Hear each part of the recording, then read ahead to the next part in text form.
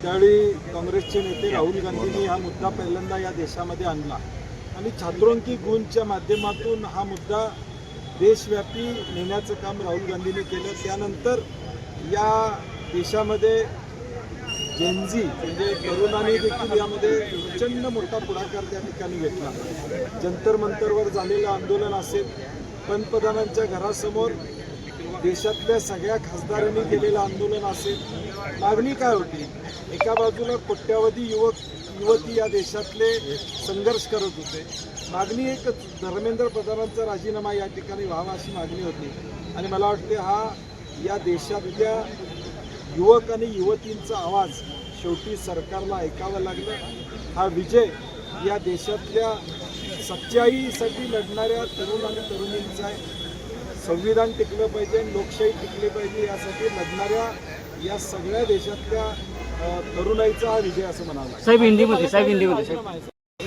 एक दवा चालू आहे नाही, मागणी मुळात तीच आहे की धर्मेंद्र प्रधानांचा राजीनामा व्हावा। काल राहुल गांधींनी देखील प्रेस कॉन्फरन्समध्ये सांगितलं की त्यांचं खातं बदलणं वगैरे कुणाला मान्य असणार नाही। त्यामुळे आता राजीनामा दिला तर त्यांनी निवांत बसावं, जबाबदारी स्वीकारलेली आहे, त्यांनी चूक झालेली आहे, त्याची जबाबदारी स्वीकारलेली आहे, त्यांनी त्या ठिकाणी बाजूला एवढं सगळं झाल्यानंतर हा राजीनामा तरी झालेला आहे। कशा प्रकारची प्रेस कॉन्फरन्स घेण्यात आली आहे?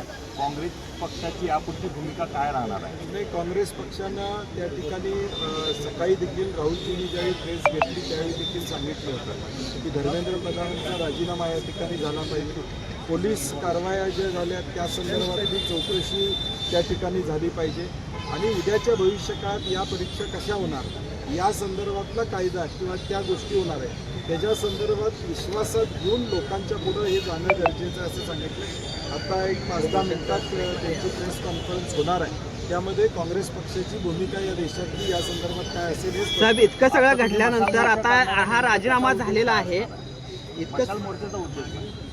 आता दोन विषय, धर्मेंद्र प्रधानांचा राजीनामा झाला असला तरी ज्या विद्यार्थिनींच्यावर या ठिकाणी लाठीमार झाला, जे गुन्हे दाखल झालेले देशभरामध्ये विद्यार्थी परत घेतो म्हणून सांगितले, परंतु सगळे गुन्हे परत घेतले पाहिजे। म्हणजे 20-21 FIR फक्त नाही तर देशातल्या कानाकोपऱ्यामध्ये अगदी काश्मीर टू कन्याकुमारी जे गुन्हे दाखल झालेत या आंदोलनात ते परत घ्यावेत अशी आमची मागणी आहे। आणि आज आम्ही हा कॅन्डल मार्च करतोय तो हे अमुनशपणे जे लाठी हल्ला झाला मुंबईमध्ये असेल, पुण्यामध्ये शांततेने झालं, दिल्लीमध्ये त्या ठिकाणी असेल, मुंबईमध्ये एका भगिनीला ज्या पद्धतीनं पोलिसांनी हाताळलं, हे विषय देखील उद्याच्या भविष्यकाळात त्याचा जाब हा सरकारनं दिला पाहिजे। साहेब इतक्या गदारोळानंतर हा साठी योगदान दिलेलं आहे, या संदर्भातल्या पोस्ट व्हायरल केल्या जात आहेत आणि तुमचं योगदान कायम लक्षात ठेवलं जाईल असं। त्यांचं योगदान पहिल्या नीटला बसलेल्या 23 लाख लोकांना माहीत आहे, दुसऱ्या नीटला बसलेल्या 20 लाख विद्यार्थींना माहीत आहे। योगदान एवढं होतं तर मग कोट्यावधीची जेनझी रस्त्यावर का होतं? त्यामुळे योगदानाचं आता टिमकी वाजवण्यात काही पॉईंट नाही। चूक झाली होती ते त्यांनी मान्य केलेली आहे आणि ती मान्य करत असताना सुद्धा गेले 3 महिने हा संघर्ष या देशामध्ये करायला लागला। न्याय मिळवण्यासाठी 3 महिने, एक मंत्र्यांचा राजीनामा घेण्यासाठी 3 महिने या देशातल्या नागरिकांना रस्त्यावर उतरावं लागलं। मग ह्या पोस्ट म्हणजे डॅमेज कंट्रोलचा प्रयत्न आहे असं वाटतं का? आणि त्यातनं काय साध्य होईल असं? त्या पोस्टच्या खाली जे कॉमेंट्स येतात ते कृपा करून त्या पोस्ट करणाऱ्यांनी वाचायला। 3 महिने राजीनामा झाल्यानंतर 10 मुख्यमंत्र्यांना घेतलंय व त्यांच्या केंद्रीय मंत्री काय फरक पडेल का एकनाथ शिंदेने देवेंद्र यांना बोलवलं नाही, अजून आता केंद्रीय मंत्रिमंडळाचा विस्तार असेल काय चाललंय त्यांचं आम्हाला कळणार नाही, परंतु ते कशासाठी गेलेत ज्याच्यासाठी गेलेत त्याला शुभेच्छा. 3 महिने खरे तर हे आंदोलन चालू आहे आणि नरेंद्र मोदींनी त्याला दुर्लक्ष केलं होतं, पण कालपासून मोदींनी इंस्टाग्रामवर एक व्हिडिओ टाकायला अशी वेळ पंतप्रधानांवर येते. ज्यावेळी लोकसभेचं अधिवेशन चालू असतं त्यावेळी पंतप्रधानांनी लोकसभेमध्ये बोललं पाहिजे होतं, जी त्यांची भूमिका मांडायची लोकसभेमध्ये मांडायला पाहिजे होती. परंतु शेवटी सोशल मीडियाची ताकद एवढी मोठी आहे, त्यांना रात्री 12 वाजता व्हिडिओ टाकावे लागले आणि दिलासा देण्याचा प्रयत्न त्यांनी केला, त्याचा काही फायदा झाला नाही. किंबहुना उलटं बुमरँग झालं. लोकांची मागणी होती की राजीनामा आणि तो राजीनामा आज झालेला. सोशल मीडिया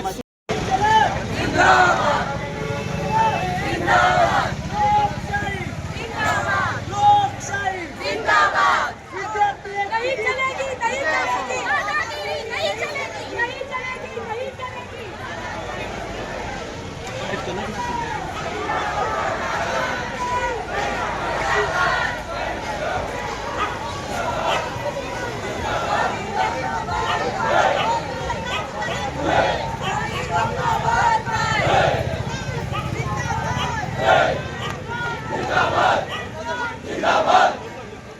जब मोदी डरता है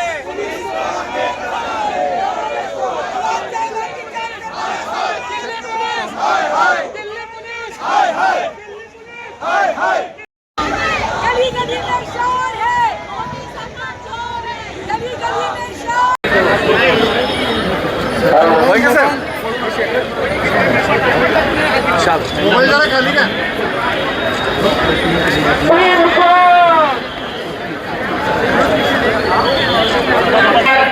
विद्यार्थ्यांनी पुढे जायचं आहे आणि सगळ्यांनी मागं लावायचं आहे. जो विद्यार्थी पुढवायचा आहे.